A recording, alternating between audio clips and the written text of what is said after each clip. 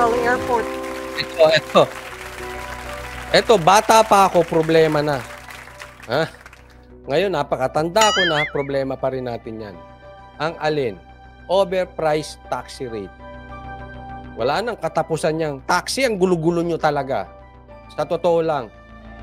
Meron kayong metro, nangongontrata kayo. Pasensya na po dun sa mga taxi drivers Pero kasi, kung hindi kayo sang-ayon doon sa metro nyo, bitawan nyo yung taxi ninyo, gumawa kayo ng sarili ninyong negosyo. Pero hanggat nasa batas yung metro na yan, sundin ninyo.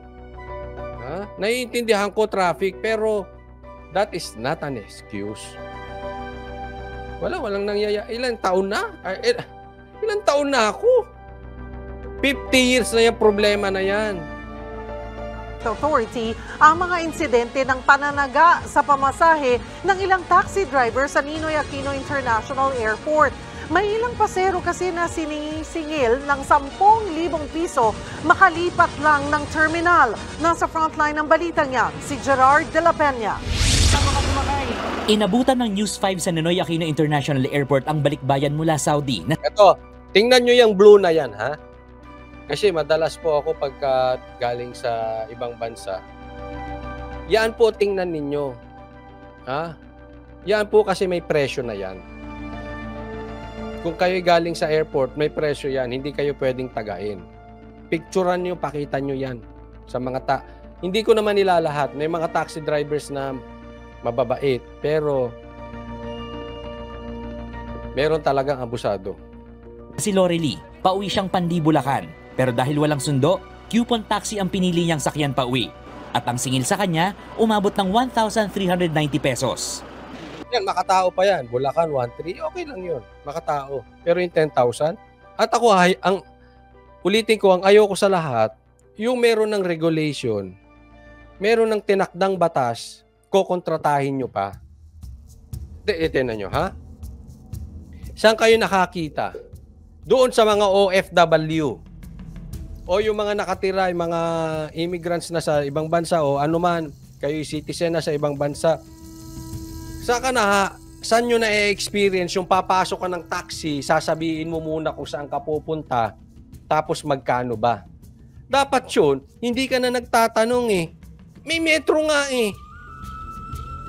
Kultura lang sa Pilipinas na pagsakay mo, para hindi ka nakakahiya kasi pabababain ka ng taxi driver, pagsakay mo, sasabihin, bago ka sumakay, bubuksan mo yung pinto, sasabihin mo kung saan ka pupunta, tapos mag-usap kayo sa presyo. Only in the Philippines. Only the taxi drivers in the Philippines. Mahiya po kayo mga taxi drivers na gumagawa ng kontrata. Kutsoli, hindi mo naiintindihan, traffic kasi, traffic. Kaya nga meron namang, yung metro, pag traffic naman, tumatakbo yan Yung iba sa inyo talaga, huwag kayong magagalit, abusado. Kaya nga ako, mas gusto ko pa kahit na mas mahal, mag-grab na lang ako. O ano man.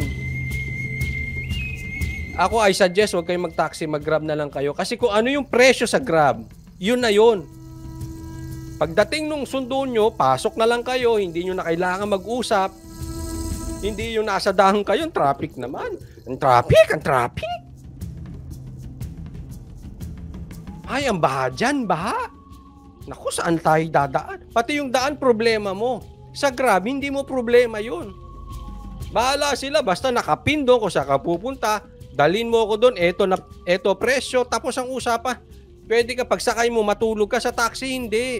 Pag natulog ka, alam mo, di ba? Hindi ko sinisira ng taxi. Baka mamaya magulat ka sa metro pag natulog ka. Ang dami nyo pang reklamong matatanggap. Traffic. Kailan ba hindi traffic sa Pilipinas? Kung yung pasahero kaya ang magreklamo, ang baho, may paa. Bulok. Ang ingay, kalampag. Ang init. Di ba totoo naman? Real talk. Ang baho na ng taxi nyo. Hindi lahat, karamihan. Amoy paa na. Ang hina pa ng aircon. Pupugak-pugak.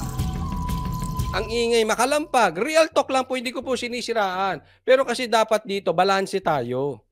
Ha? Huwag kayong abusado. Abusado kasi yung iba eh. Sabi ni Jing Corpus, amoy baktol. Ano yung baktol?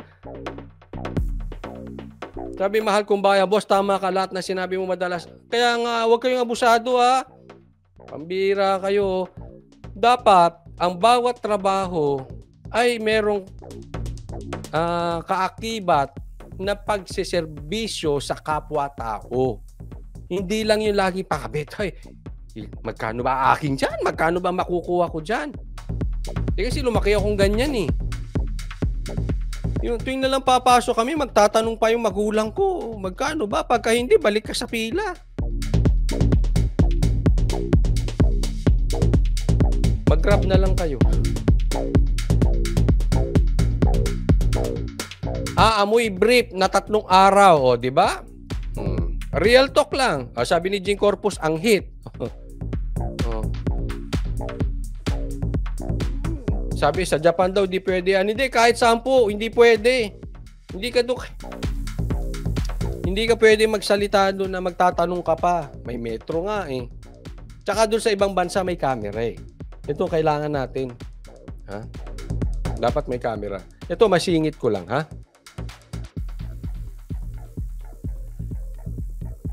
Oy, saglit. Jing Corpus, maraming salamat po. Sabi niya may padala ako sa'yo na kay Byron. Oy, thank you ha. Ano kaya yun? Baka motor yan. Joke lang po ha. Thank you Jing Corpus sa pag-sponsor ng live mo.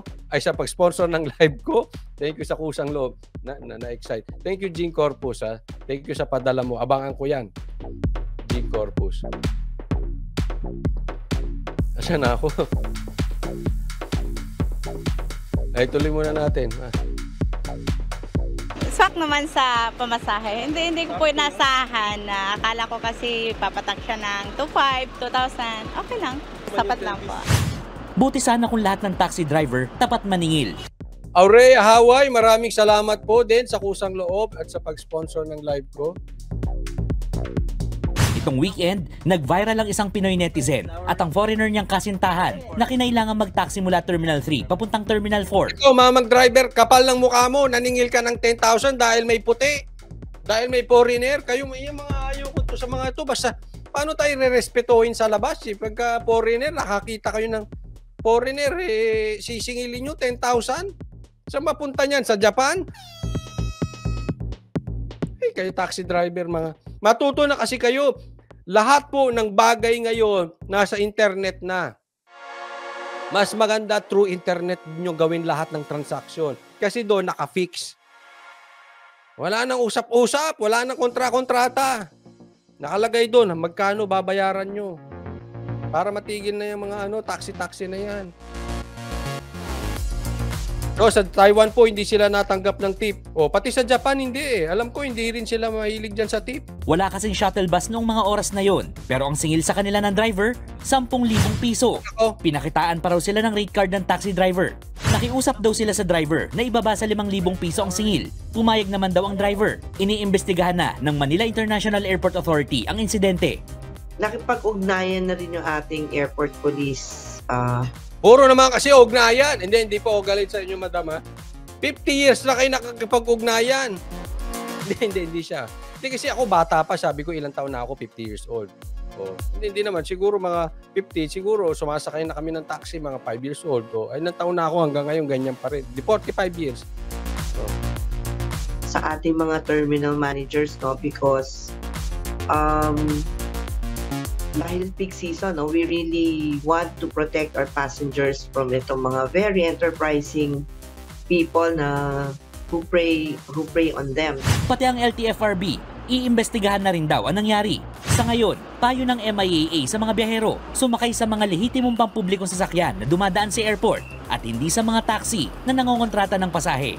Dito sa NAIA may nakapaskil na rate card na aprobado ng LTFRB para sa pasahe sa coupon taxis para sa iba't ibang destinasyon dito sa Metro Manila at mga probinsya sa Luzon mula Cagayan hanggang Camarines Sur. Sa nakita natin dito, ang pinakamahal ay sa probinsya ng Cagayan kung saan lalampas ng 18,000 pesos ang pasahe, partikular na sa bayan ng Alacapan at Ballesteros.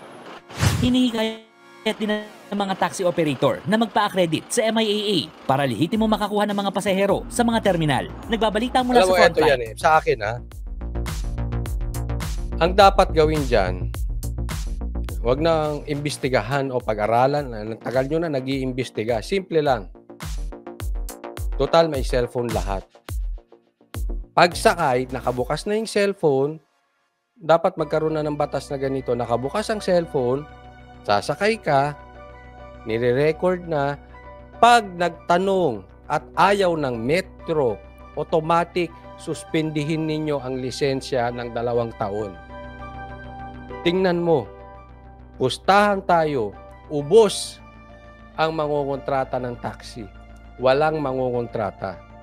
Kasi pag sinuspindi mo yan at tinanggalan mo ng lisensya, paano makakapagmaneho yan? Diba?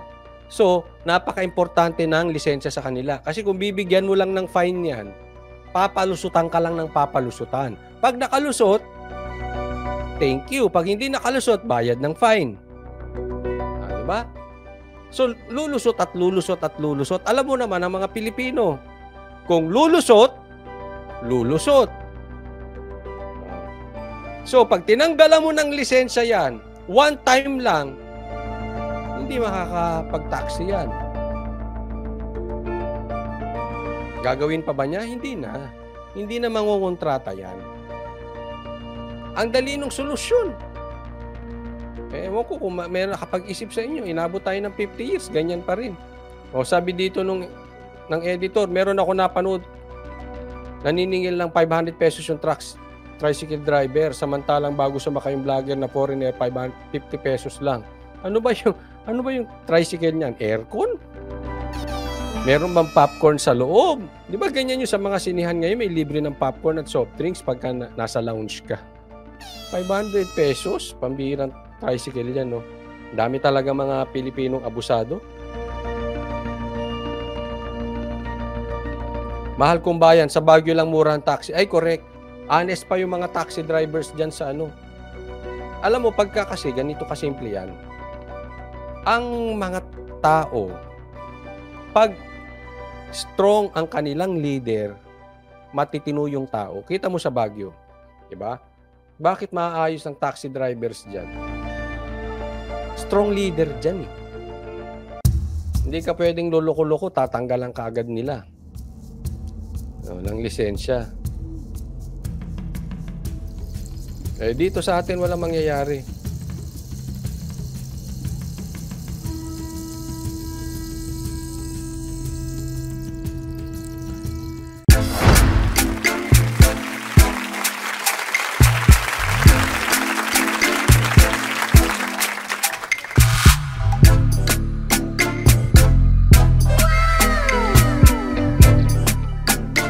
The next performance will start momentarily.